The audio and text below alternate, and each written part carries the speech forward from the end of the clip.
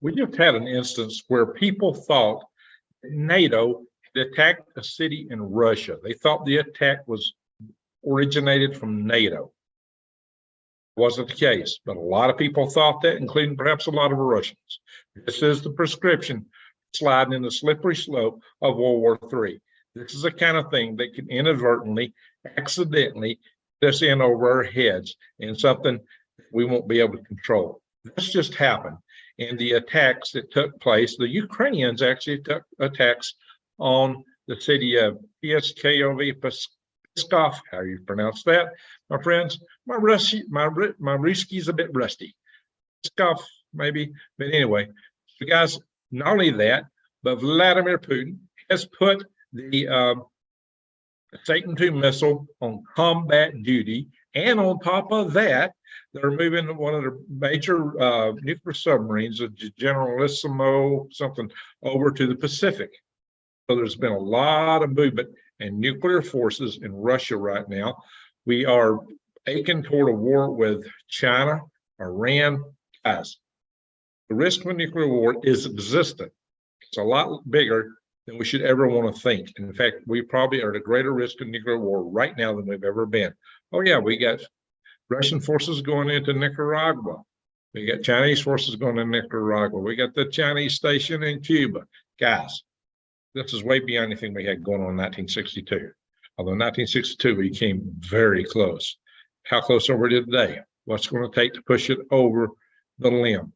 Guys, let's pay attention. I'm going to share some articles with you because this is just off the rocker, the things that are happening right now. I'm not saying there will be a nuclear war. Don't quote me at that. I'm saying the risk is high. And for this reason, you need to get prepared. You need to be ready. That is the message of my channel. You need to be ready. If it's not that, there's many other things that threaten our society, threaten the stability of our world today. If you're not getting ready, if you're not being prepared, what are you thinking? Anyway, guys, let's hope these things don't come to pass, but this is insurance for bad times. And right now, there's a lot of prospects for bad times. So let me do some sharing here of some articles so we can go through this and just see what I'm talking about, guys. So here it is. 21 drones attacked the city of Pskov, which is like 400 miles into Russia, close to the Baltic. So a lot of people thought that NATO forces from the Baltic, see this article? NATO forces from the Baltic attacked 21 drones against Pskov. Well, this isn't the only, yeah, this is that Greek war news site, War News 24/7. They weren't the only ones reporting this. They weren't the only ones that thought this. A lot of your major YouTube channels also carried this and said NATO attacked Russia. The news services said NATO attacked Russia.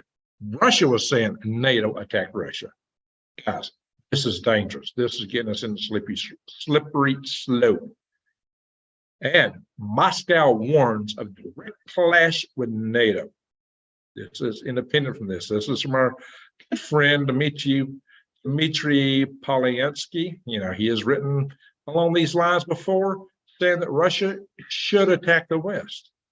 This guy has maintained that Russia should escalate to de-escalate. And he has been pretty forceful about these claims. As you can see, he's been published here in RT. Whether you do or do not agree with these publications, an attack on the West would be very detrimental to us, you might say.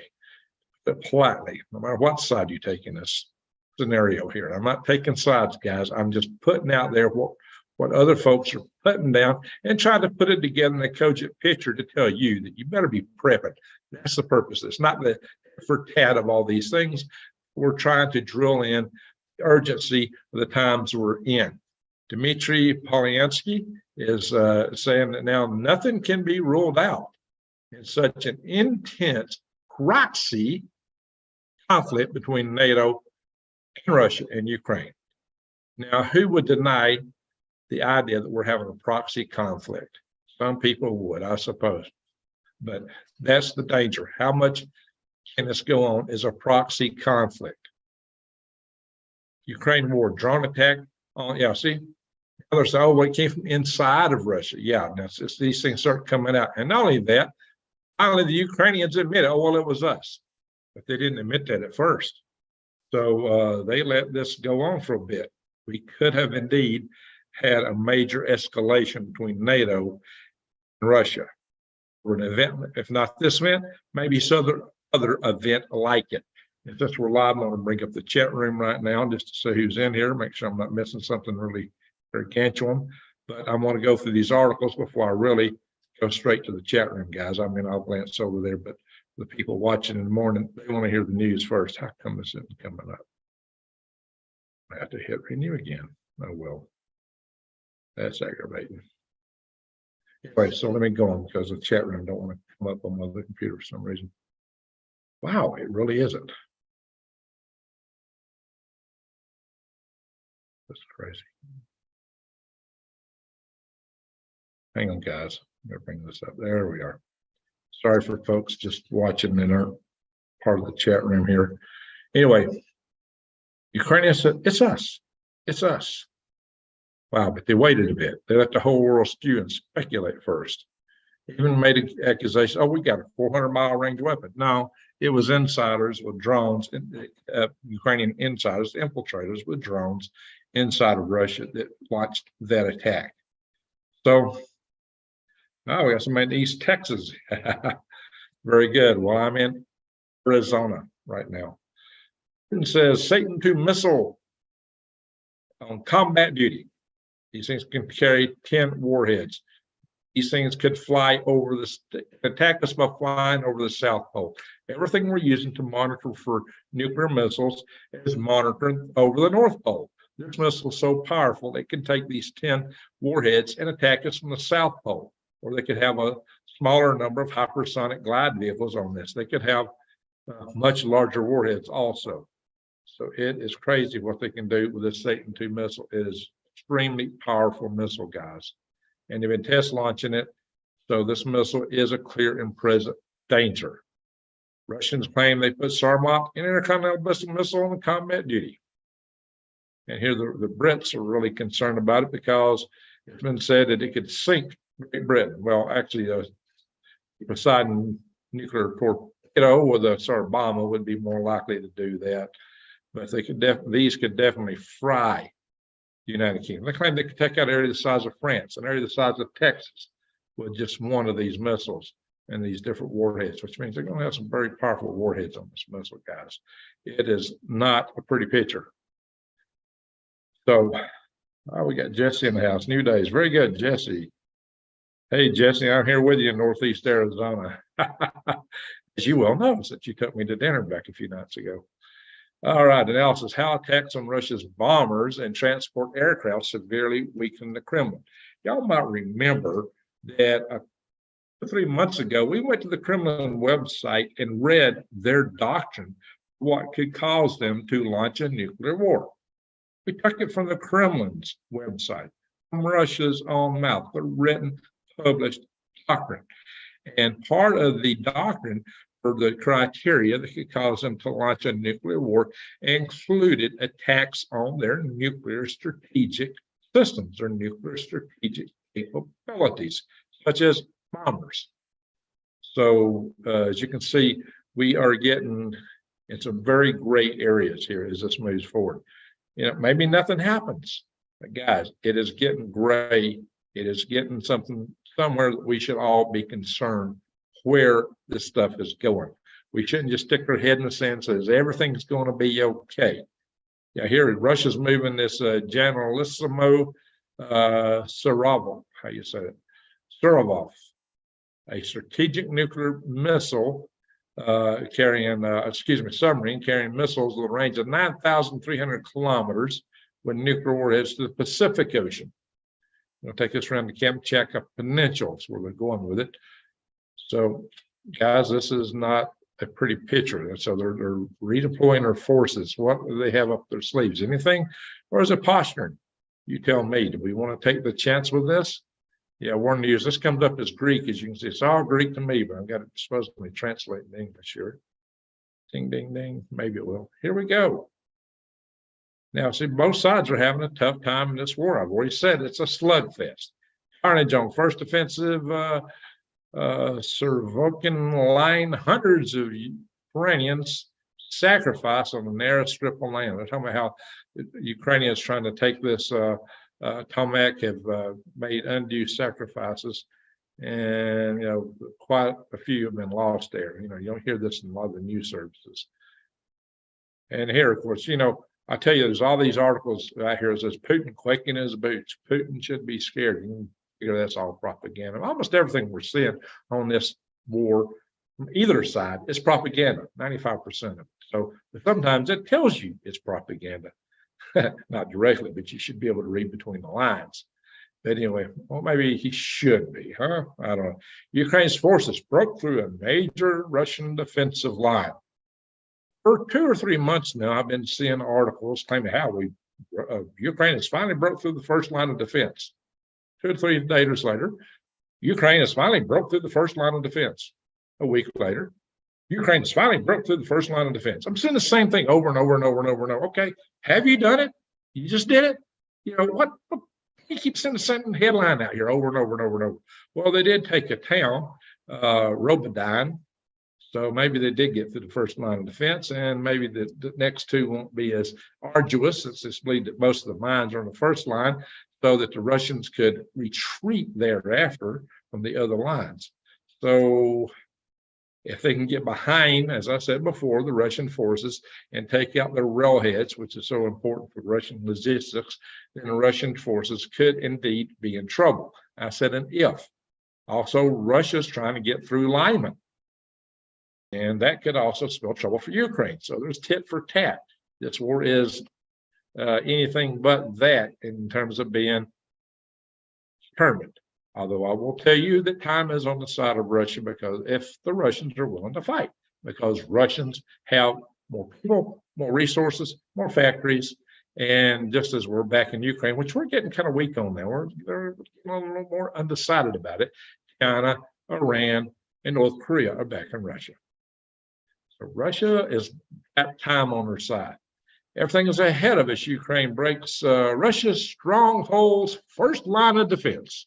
Oh, wow. So there you go. So we're talking about, how many times have I read an article to you guys like this? So some people, okay, I just read articles. No, I don't. I talk about it. Yeah, I've got that. So, you get out here and use some articles. No, I don't. I'm just telling you what's in them. And I don't typically agree with them. And I give you my rationale as to why. And here's the Ukrainiform. 100,000 enemy soldiers. Now, see, this is where Russians are pushing in LEHMAN'S and Kupiansk. And Russians seem to be doing pretty well up there. But on both sides, the casualties are high, very high. It's the slugfish. Ukrainian armed forces exhaust Russians near WWIII and breakthrough. What? Breakthrough? What? First line of defense. We just keep saying this. Well, they broke through the first line of defense. Okay, maybe they're breaking through it in multiple areas. Now, there's some truth to that. But, when are they going to get through the second line of defense? Anywhere. Or you get behind the Russians. So, yeah, we just keep seeing the same headlines over and over and over. Going out of business. So what? Okay. Okay, this headlines on this is so big, I can't even see the article. Russian hardliners are fuming that the Kremlin wasn't able to stop a string of embarrassing attacks on home soil. Now, this is kind of important, because there's been a lot of drones going into Russia and striking Russia, even into Moscow. Well, drones are very difficult to defend against. There was a video where they had like helicopters and a jet chasing a drone from Russian side, because they're really trying to get the drones now because of stuff like this, and the drone made it home. Drones are difficult to take on with conventional aircraft. Those are not really, at least Russian conventional aircraft, because they're hard to hit. Now, I think with our aircraft, we could probably hit them. But see, this is causing some political blowback for Russian nationalists. Igor Girkin is going to run for president of Russia against Putin. Now, this guy's a hardliner, makes Putin look like a little softy. This guy wants to push the war hard. He wants to push it. He wants he thinks that Putin has been too soft, as a lot of other hardliners do. So if you think Putin's bad in terms of pushing things, whether you think that's bad or not, this guy is going to be a lot more of that. should he get elected. But typically, if you run against Putin, you take flying lessons out of a very high window. So, but this guy, I don't know, he's got some guys around him. There's a guy to his right or to our left has definitely got a nug on him, and the other guy's looking, so he's got a security force around him. So maybe he's up to the task. I don't know. I don't know. Is this what the Russian people want? If they elect this guy, then that means they want more war. Some people are saying they're going AWOL. Hundreds of Russian soldiers are going AWOL, refusing to fight as morale plummets, according to the UK intelligence, which means this is propaganda to a large degree. However, war is a meat grinder. A meat grinder. Your chances of not coming home when you go to combat on the front lines in this war are very high that you're not coming home. A lot of guys just going to say, well, why do I need to sacrifice my life? They would do it on either side. It's human nature. He wants to go jump in a meat grinder. Not many people on either side, but they're being forced to it. So war is ugly. War is very ugly. It's too bad that we have such nasty things. Hey, Jason. Anyway, drone strikes set fire to Russian factories. See, this is more on it. You know, the drone strikes are hitting all into Russia, and it's causing lots of consternation inside of Russia right now. Of course, the missiles are striking in Ukraine. There's a lot of consternation over that. But a lot of people, you know, hey, like I've been showing this article over and over and over and over and over and over and over and over for the last 3 months, talking about how Ukraine's broke through the first line of defense. Well, the West has said, Ukraine, look, you got your eyes spread too wide. You need to concentrate them. You need to force through at some point to make that breakthrough to get on the backside, like I've been talking about. And Zelensky and his side are saying, you guys don't know what you're talking about. You got no clue what you're talking about. You're not over here in this war. So please quit talking about it, you know, kind of stuff. We're snubbing them. So I don't know. This article is not doing what it needs to do. And it's lost my place. I hate it when I'm going through these things and it just pops out and everything's out of order. So anyway, maybe we'll find where it was. Robodyne. Yeah. Already covered that. Sorry, guys. My article popped out. I'm trying to get back to where I was at. Here we are. So these are the kind of things that you're going to expect.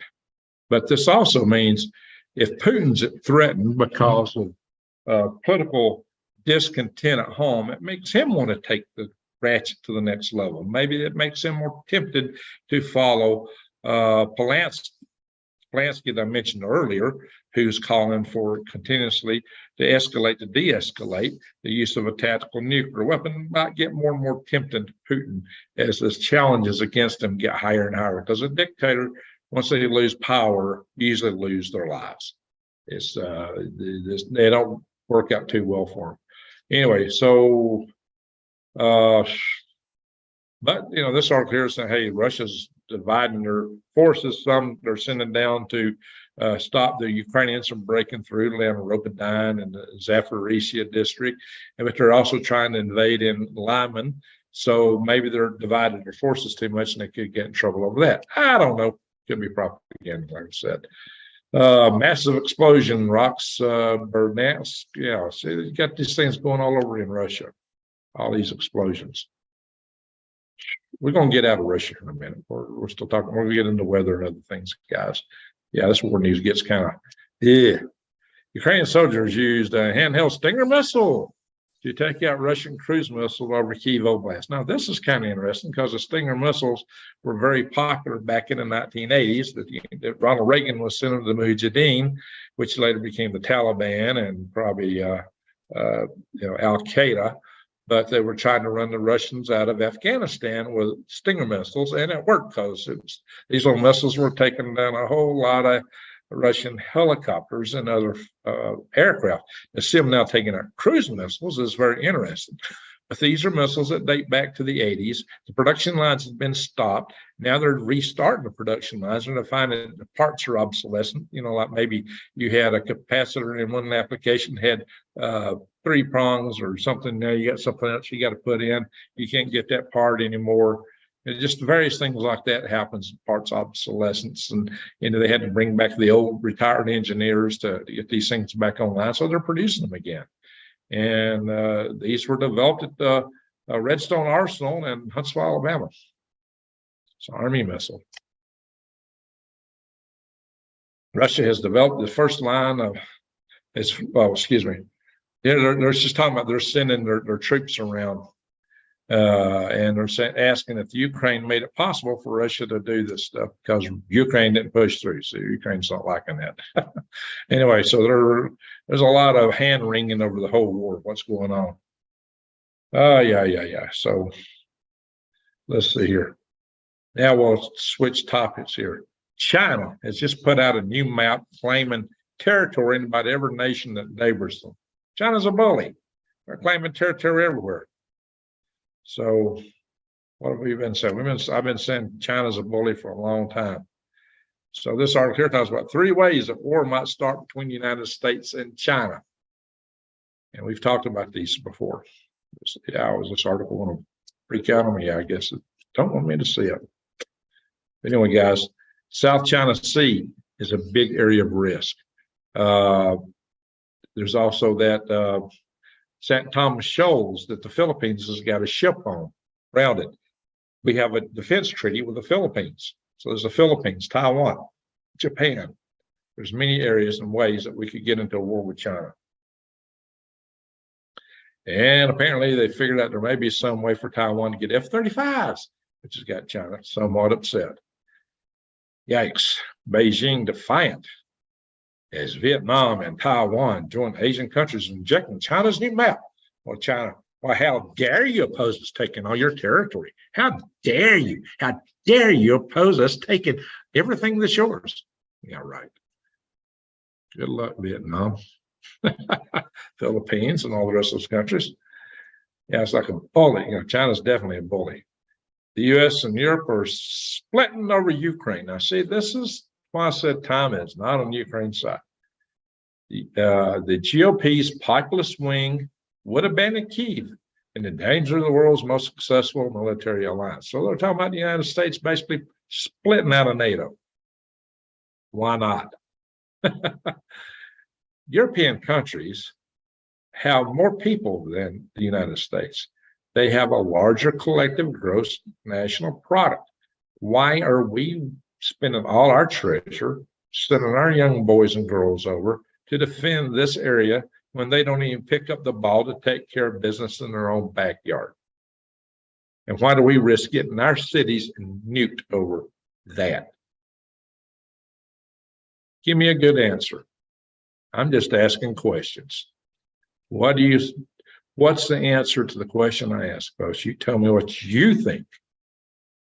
How about that? I'm just asking a question. China, ticking time bomb. Yeah, China's got some huge economic problems right now. And this may mean this man, Xi Jinping, might just decide to invade Taiwan to divert attention from his own issues. And countries typically don't change leaders in a time of war. So it might be who knows, maybe Xi Jinping and JB have gotten together and had a big hug fest and they agreed to have a war so they could stay in power. Who knows? I'm just talking, guys, a speculation. All right. But, you know, you got to wonder sometimes. Kevin O'Leary warns chaos is about to begin for the United States economy. He says, wake up and smell the roses. Now, what's he talking about here? We've heard so many threats to our economy, from one thing to another, to banking, to commercial real estate. Oh, shoot. Stop that. This is why I don't really like going to Fox. Fox always thinks it's got to play a video. I'm going to kill that channel. I'm going to kill that page. Bing, it's gone, but we're going to talk about it. We're going to talk about it. I hate Fox for that reason. They always got to start a video when you go over to me. When you stop it, when you go in and click that tab later, it's got to go blah, blah, blah, blah, blah. And that could get me a strike on there. So the heck with them. Fox is one of the worst channels to go to. So, guys, here's what I tell you. What O'Leary is talking about is, the government's pumping all kinds of money into big Fortune 500 companies. Tons and tons of money being pumped into them all the time. You know, the Anti-Inflation Act, this act, that act. They always pump the money into the britches of the big boys. All the ones that go to meet in the World Economic Forum and places like that. But 60% of the jobs in the United States are provided by small companies, companies with under 500 employees, mostly companies with under 200 employees. They're having a tough time because they can't finance their operations anymore. The big boys got no problem financing. They just go to Uncle Sugar and say, give me some money. And Joe B goes, oh yeah, how much you want? And they take care of them. But the little companies are struggling. They can't borrow money. The banks are having huge issues, especially the smaller banks, the regional banks. And so the small companies that really employ most people, from which most innovation in America comes from, are having a hard time. Now, for that reason, I've always encouraged you guys to go out, and these things are votes. Every time you spend one of these, you're voting for somebody or something, some product, some service. Help out the small companies. Help out your friends and neighbors. Don't go spend all the money through the big corporate conglomerates that the House of Klaus is in so much love with, unless you just want to bend over and give them all your power. I highly encourage you to support the small companies, the small outfits, the local farmers, the local artisans. If you're going to go into the phone book and look up an electrician, don't go for the ones with the ginormous ads. You know, help the little guys, the artisans. That's what I'm encouraging you to do. Help the local farmer. Go to the farmer's market. Help the local guys. You'll make a big difference for our world and our freedoms going forward. And, you know, just given all the economic malaise right now, look at this. Insider Today job report, 670,000 full-time jobs lost. Where I say most of the jobs are coming from, the small companies. You're about to see a lot more of this, guys. It's going to get a lot worse. And with that and the brick stuff going on, everything else, that's why if you can afford it, if you can handle it, you might want to get yourself a little bullion, a little gold coins, and go to defy the grid, because they got this cool thing, price match guarantee. If you find a better price somewhere else, they'll meet it or beat it. And if you're like me and like the gold backs, something is easy to trade in gold because it comes in a minute amounts in a bill form, which is really handy, really convenient. You might want to give that a try. All righty, guys. Other news. The U.S. is no longer the world's leading exporter of corn. And that's something. So it's Brazil. Its distinction has gone to Brazil, which also produces all the sugar cane. So the United States has fallen behind, guys. But we've had some production issues too. And you look at what the video I just posted about the Gates of Bill and the stuff he's trying to pull on us. Yeah, you know, they want to bury trees. And, you know, he's thinking that agriculture is the #1 problem in the world. Yeah, he owns the most farmland. Where are we going, guys? I think our food situation is in peril, great peril. Anyway, this is why you might want to come over and buy some seeds at WWIII Market.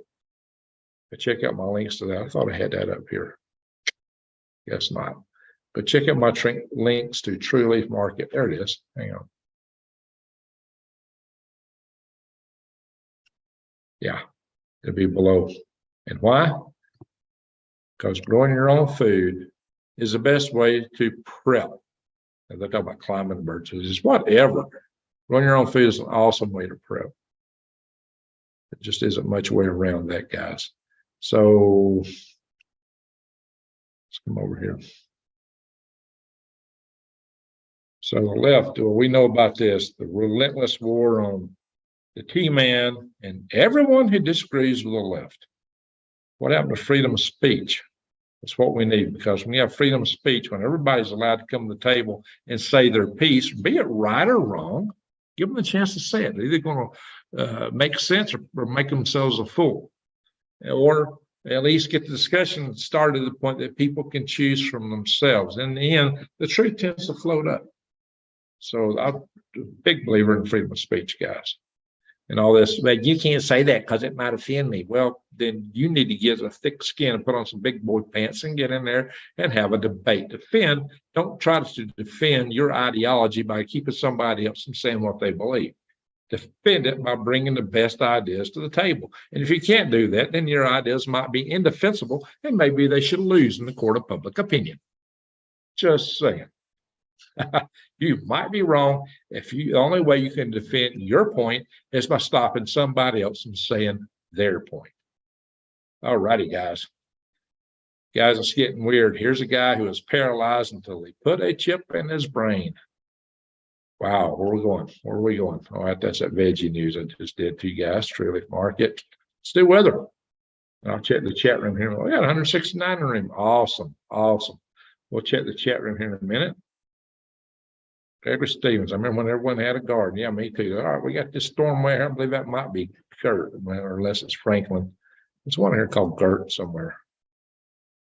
Yeah, okay, that may be the remnants of Franklin still. We'll look at that stuff in a minute. It's windy, don't name them. Oh yeah, look up here, guys. Nevada, we've got a lot of rain. You know what's up here? Burning Man. You know what happened to Burning Man? Well, they got hit by a big dust storm. Then they got flooded. And then they can't get in and out. People driving in, it's been, they got ankle deep mud. And cars have been, the roads have been shut down. People can't get in and out. Yeah, would you want to be in Burning Man right now? I don't think so. It's a mess. Oh yeah, they're being told to conserve their food and water. They have enough food and water to serve them, to last them. They get out, and here they are at the big rainstorm, all this mud. They probably didn't have water to drink. Now, say if these guys were preppers, they might be in better shape than they're probably going to be. Those guys, people are going to be suffering. Maybe they got the judgment of the higher power come down on them. Yeah, there's Gert. Gert's way out here. That storm we were looking at was over here. Here's Katia. That's what I said. It might be the remnants of Franklin. We got something starting down here. So we got an active season in the Atlantic. We got weather coming up from the Pacific. Just ask the guys at Burning Man. I've seen some auroras like that with multiple colors. That's some amazing stuff, guys. So we'll check out space weather and the sun. The big sunspots are rolling around here. We might have some more coming at us from the other side. There's some talk of a big solar storm coming in this weekend, a G1, which is a minor class storm actually, and maybe possibly a G2 on the 3rd of September. So maybe tonight, tomorrow night. See, the aurora is looking pretty strong over here.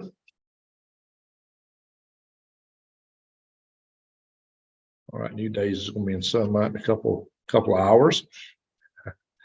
Take a little bit longer for here, where I'm at in Snowflake, Arizona area. Yeah, I'm not going to tell you exactly where I'm at. There's asteroids. Nothing we know of coming at us between the orbits of the Earth to the Moon. Michelle Young, thank you. Salute. Everyone has a right to free streets. Thank you, Greg, for all you do. Thank you, mods, for keeping the chat room safe. There you go. Yeah. Let people speak their mind as long as they're clean. No wordy dirds. And they respect each other, for Pete's sake.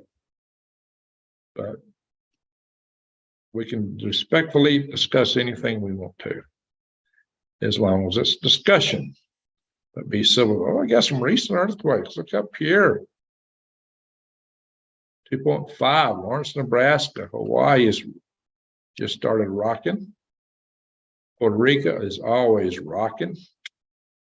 2.9, but no big ones right here, and not as many numerically as sometimes we see, but those are all pretty recent. Really recent ones. Now you come back out, of course, South America. This place has been rocking, guys. Let's check this out. 5.3 in Peru. 4.9 Peru. Bolivia, 4.4. But then down here, yeah, you get a lot of earthquakes around Indonesia, over here to just north of Fiji, just north of New Zealand, east of Australia, 4.9, a couple of them in the Fiji area. Indonesia, 4.2 there, 4.3 there, 4.8, Solomon Islands. There's tons of stuff going on, guys, earthquake-wise. Iceland's got one. Iran, 4.5. Iran gets some big earthquakes at times. Pakistan, Tajikistan, Pakistan, Afghanistan border region, between all those countries, 4.1. All right, guys, we'll stop the share. Hey, hello. Well, that's the article news I was going to share. I'm going to look through here and see what you guys are putting in the chat room. So we'll chat for a little bit. And I got to go to bed early because the sun rises early here. I got a skylight over the room I'm sleeping in. I slept in my van for 4 nights, but I'm sleeping here with some very nice host that's allowing me to stay with them. So I'm appreciating that to a large degree. Very nice family here. All right. So Anarchy Artist. Well, that's an interesting name. Cali Prepper. Mercy and Grace. Don't we all need that? Mag Rising from Alaska. Alaska Soul. Yeah, we got a couple of Alaskans in here. At least. C. Shelley. Stan Granville. JoJo. Few Days.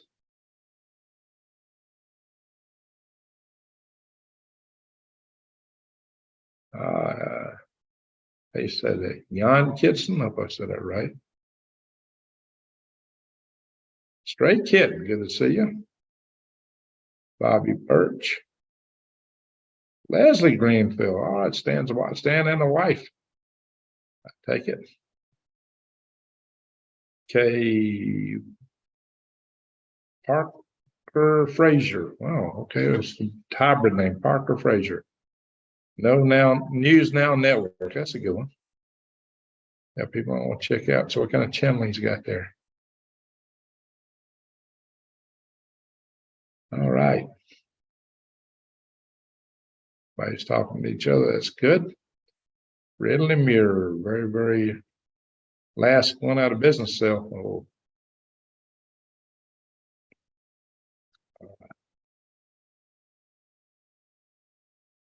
Open, direct, competent democracy. That's what we need. Well, as a republic, that is.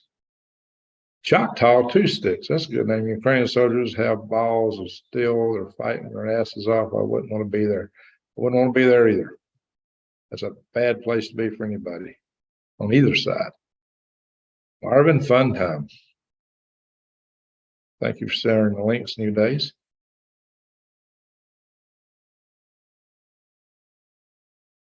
Good night, Joe. Sam Turner.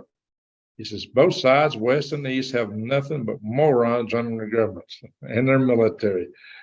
Amen to that. World War III has a 90% chance of happening in the next 4 months, but certainly in the next 9 months. Now, guys, that's sobering, very sobering. You better pay attention to Samuel Turner, guys. All right. Back to here. Joe Kula. Hey, Joe Kula. Declaration of Independence and the right of people to alter or abolish destructive government. Amen. Samuel Turner. He's on it there.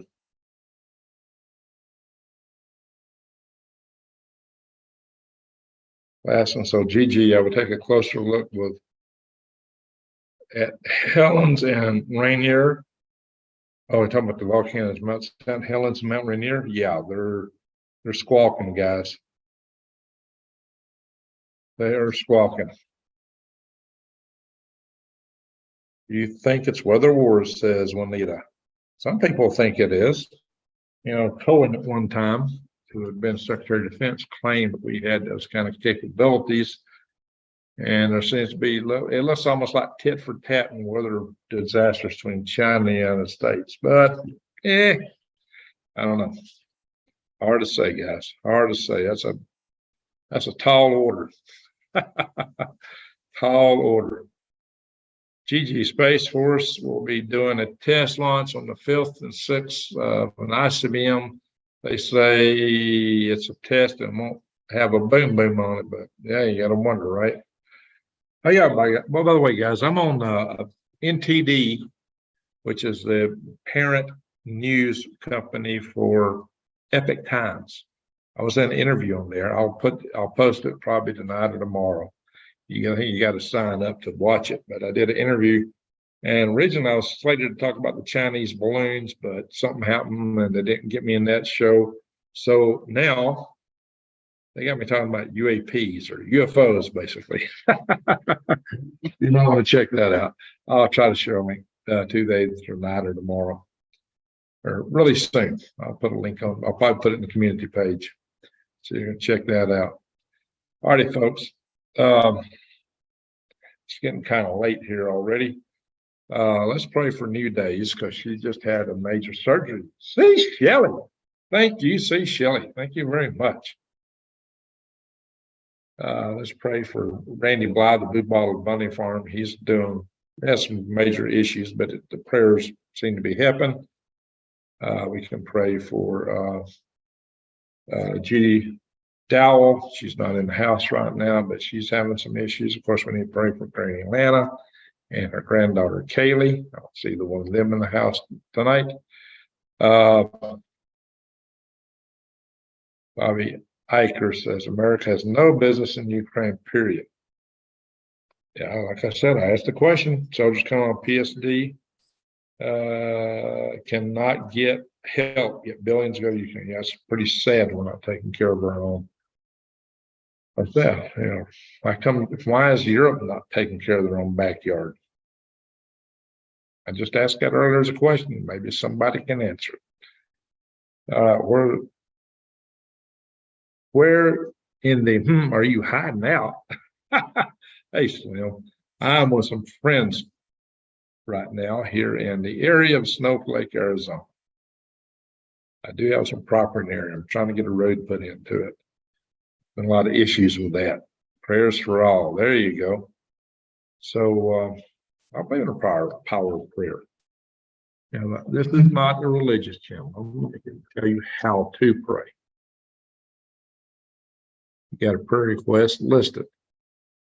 That's not what I'm here for, but we're a family. So family prays for family. For the children from Maui. It's a good question. And then we need to pray for the kids in Maui and everybody in Maui. All right. And kids everywhere. World peace while we're at it. All right, folks, let's have a quick prayer session. When we come out, I'm going to ask everybody where you're from, and then we're probably going to call it a night. Just pray according to your own faith. Like I said, I'm here to tell you how to do it. If you don't have faith, a moment of silence is golden.